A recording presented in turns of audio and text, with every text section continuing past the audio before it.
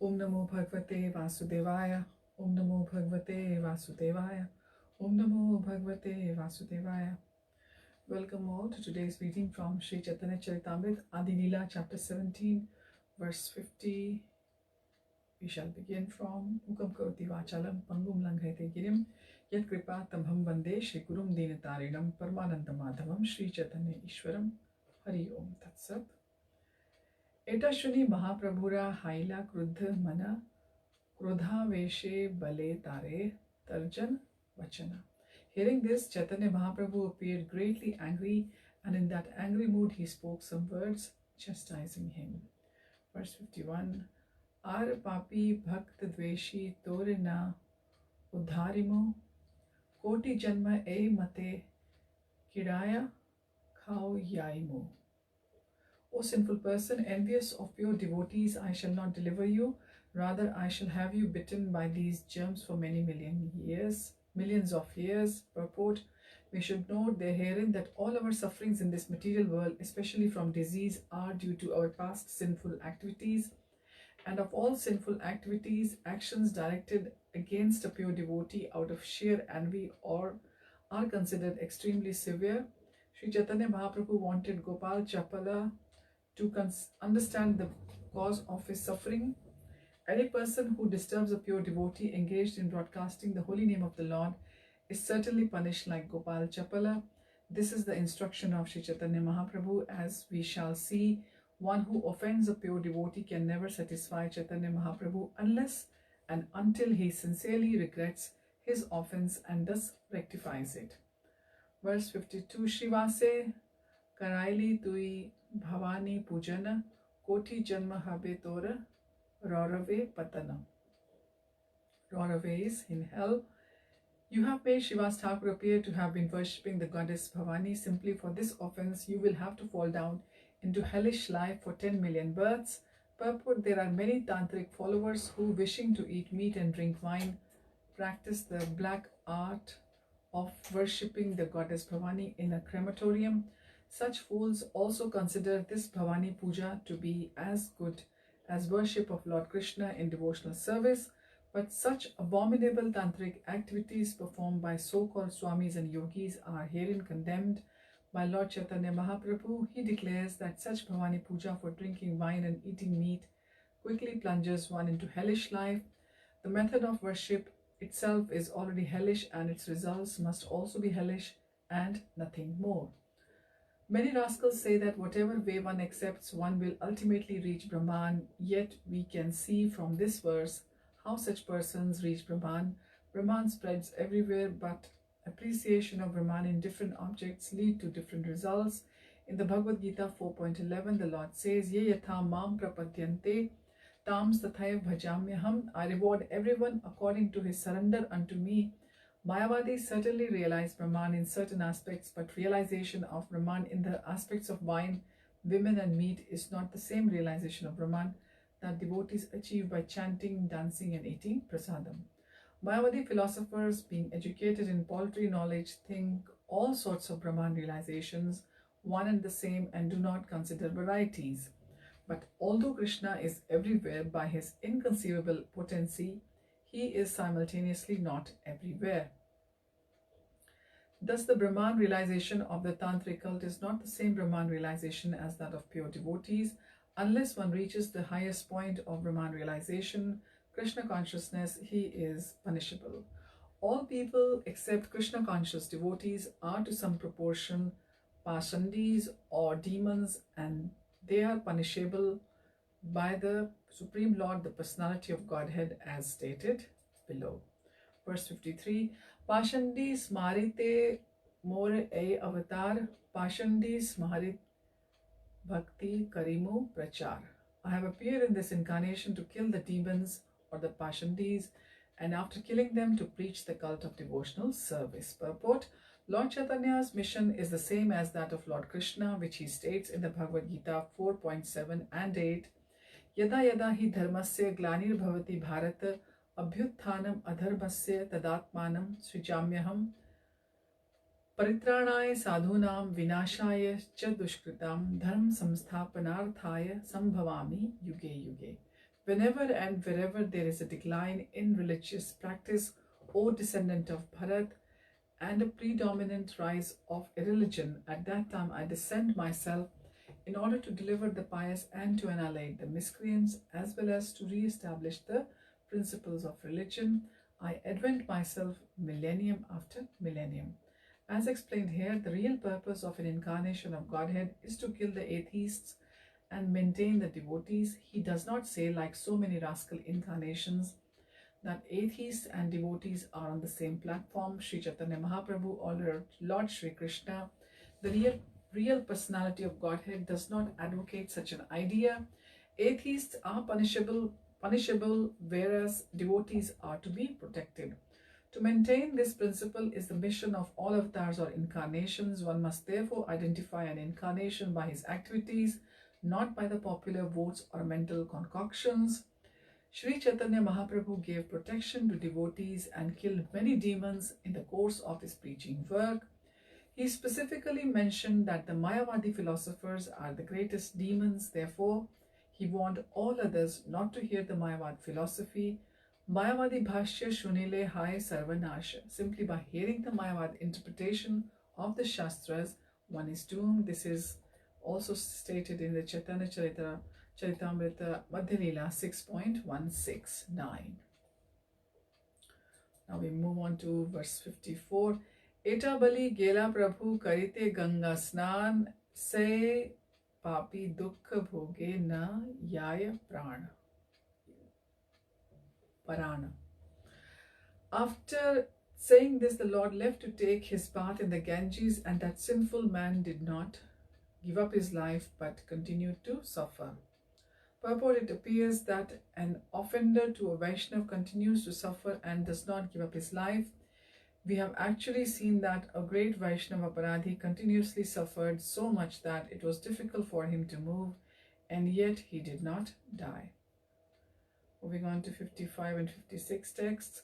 Sanyasa kariya yabe prabhu nilachale gela तथा हायते याबे कुलिया ग्रामे आइला तबे से पापी प्रभुरा लाइला शरण हित उपदेश कैला या karuna. When Sri Chaitanya, after accepting the renounced order of life, went to Jagannath Puri and came back to the village of Kuliya, upon his return that sinful man took shelter at the Lord's lotus feet. The Lord, being merciful to him, gave him instructions for his benefit. Purport: Srila Bhaktisiddhanta Saraswati Thakur in his Anubhashya has given the following note in connection with the village Kuliya. The village originally known as Kuliya has developed into what is now the city of Navadvip. In various authorized books like Bhakti Ratnakar, Chaitanya Charit Mahakavya, Chaitanya Chandrodaya Natak and Chaitanya Bhagavat, it is mentioned that the village of Kuliya is on the western side of the Ganges. Even now, within the area known as Koladvipa, there is a place known as Kuliyara Ganja and a place called Kuliyara Daha, both within the jurisdiction of the present municipality of Navadvip. In the time of Lord Chaitanya Mahāprabhu, the two villages on the western side of the Ganges, named Kuliya and Paharpura, both belonged to the jurisdiction of Bahirdvipa. At that time, the place on the eastern side of the Ganges, now known as Antardvip, was known as Navadvip. At that time, the place on the eastern side of the Ganges, now known as Antardvip, was known as Navadvip. At Sri Mayapur, that place is still known as Dvipera Matha.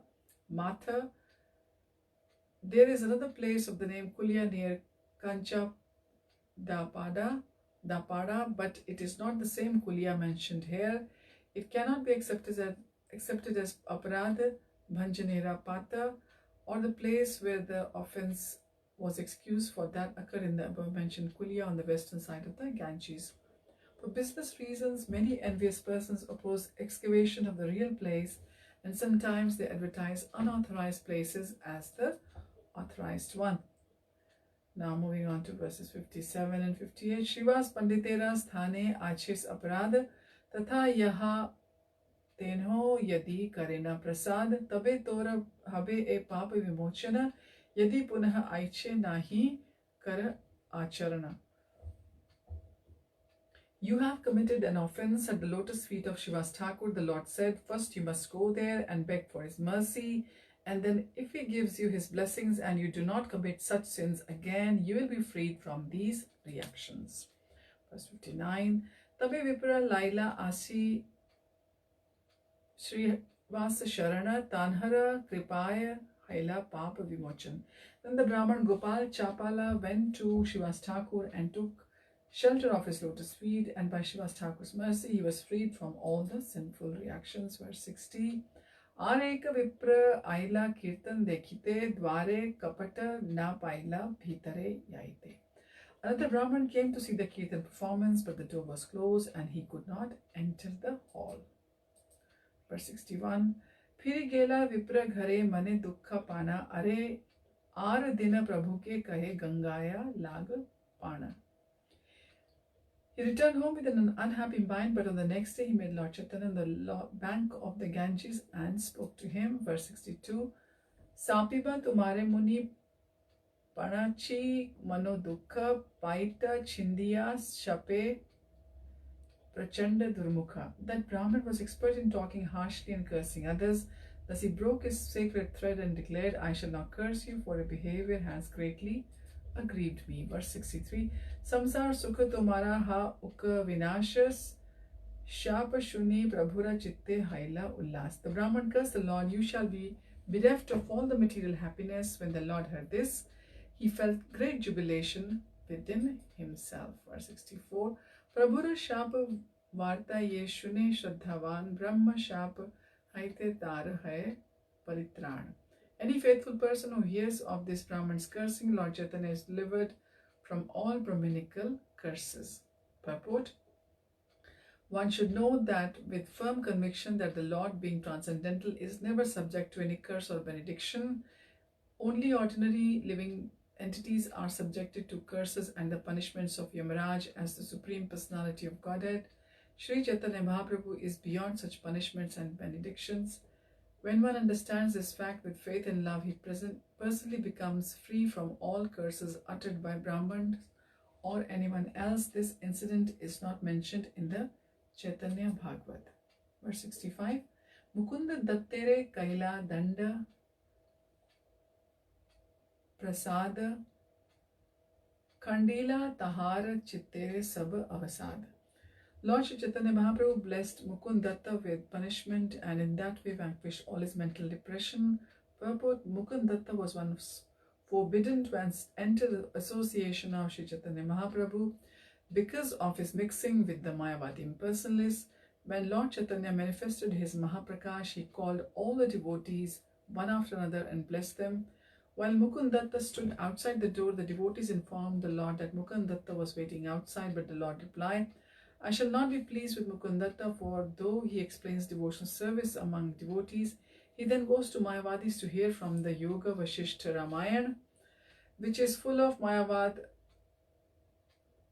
philosophy. For this I am greatly displeased with him. Hearing the Lord speak in that way, Mukund Datta, standing outside, was exceedingly glad that the Lord would at some time be pleased with him, although he was not pleased at the moment. But when the Lord understood that Mukund Datta was going to give up the association of the Mayavadis for good, he was pleased and he at once called to see Mukunda. Thus he delivered him from the association of the Mayavadis and gave him the association of the pure devotees. Verse 66. Acharya Gosani re Prabhu kare Guru Bhakti tahate Acharya bada hai dukha mati. Lord Chaitanya respected Advaitacharya as a spiritual master, but Advaitacharya was greatly aggrieved by such behavior. Verse 67. Bhangi kari jnana marga karila vyakhyana krodha veshe prabhu tare kaila avagyan. Thus he whimsically began to explain the path of philosophical speculation, and the Lord in his anger seemingly disrespected him. Verse 68. Tabe Acharya Gosanira Ananda Haila Lajjita Haya Prabhu Prasad Karila. At the time Advaitacharya was greatly pleased.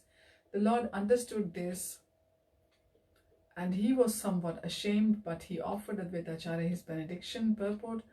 Advaitacharya was a principal of Madhavendra Puri, Ishwar Puri's spiritual master. Therefore, Ishwar Puri, the spiritual master of Sri Chaitanya Mahāprabhu, was Advaitacharya's god brother. in view of that, Sri Chaitanya Mahaprabhu treated Advaita Acharya as a spiritual master, but Sri Advaita Acharya did not like this behavior of Lord Chaitanya, for he wanted to be treated as his eternal servant. Advaita Prabhu's aspiration was to be servant of the Lord, not his spiritual master. He therefore devised a plan to antagonize the Lord. He began to explain the path of philosophical speculation in the midst of some unfortunate Mayavadis, and when Lord Chaitanya heard about this, he immediately went there and in very angry mood began to beat Advaita Acharya. At that time, Advaita Acharya, greatly pleased, began to dance, saying, "Just see how my desire has now been fulfilled. Lord Chaitanya Mahaprabhu used to treat me honorably for so long, but now he's treating me neglectfully. This is my reward. His affection for me is so great that he wanted to save me from the hands of the Mayavadis." Hearing this statement, Lord Chaitanya Mahaprabhu was somewhat ashamed, but he was very pleased with Advaita Acharya.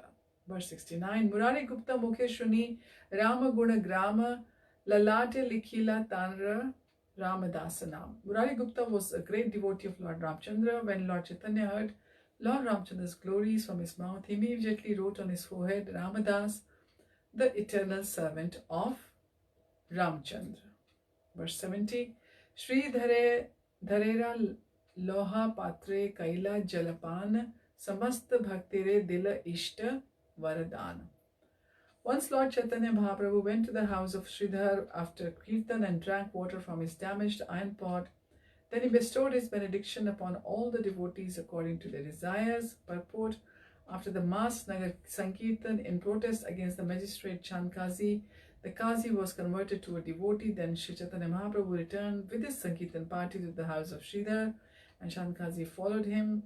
All the devotees rested there for some time and drank water from the Sridhar's damaged iron pot, and Lord accepted the water because the pot belonged to a devotee.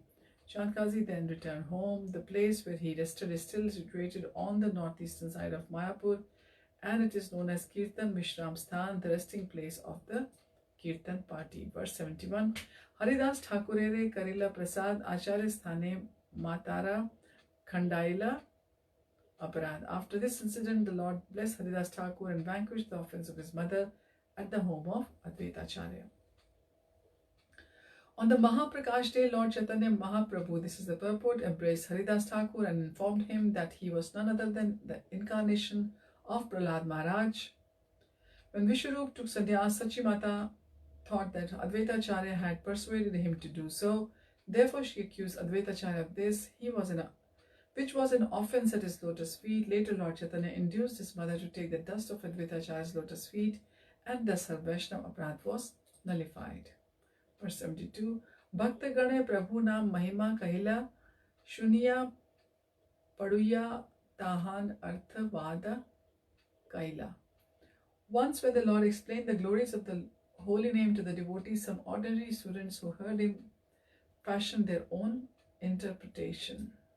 Verse 73, Name Stuti Vada Shuni Prabhura Haila Dukha Sabare Nishedhila Ihar Na Dekhila Bukha.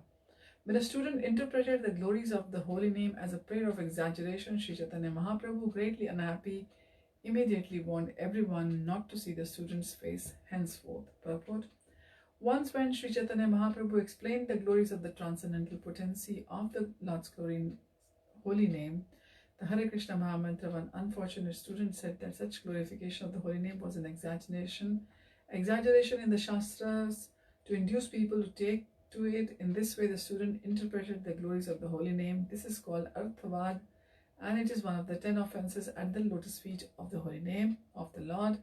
There are many kinds of offenses, but the offense known as Namaprada, an offense at the lotus feet of the holy name, is extremely dangerous. The Lord therefore warned everyone not to see the face of the offender. The Lord immediately took a bath in the Ganges with all his clothes on to teach everyone to avoid such Namaprad. The holy name is identified with the Supreme Personality of Godhead. There is no difference between the person God and his holy name. This is the absolute position of the Supreme Personality of Godhead. Therefore, one who distinguishes between the Lord and his name is called Pashanti, or non-believer, or an atheistic demon. Glorification of the Lord's name is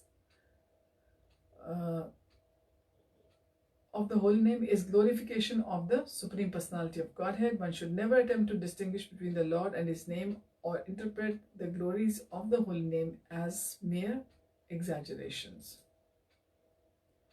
Verse 74.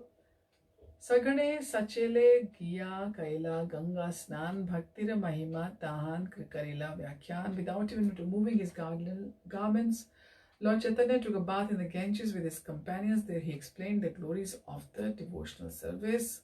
Verse 75. Jnana karma yog dharme nahe Krishna vasha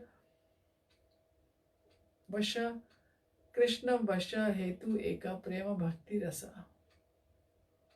By following the paths of speculative philosophical knowledge, fruitive activity, or mystic yoga to control the senses, one cannot satisfy Krishna.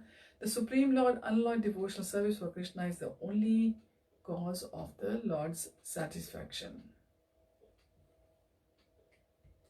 So we'll continue our reading from verse 76 of the 17th chapter of the Adi Lila of Chaitanya Charitamrita next time. Thank you all for joining. Hari Om Tat Sat. Hare Krishna.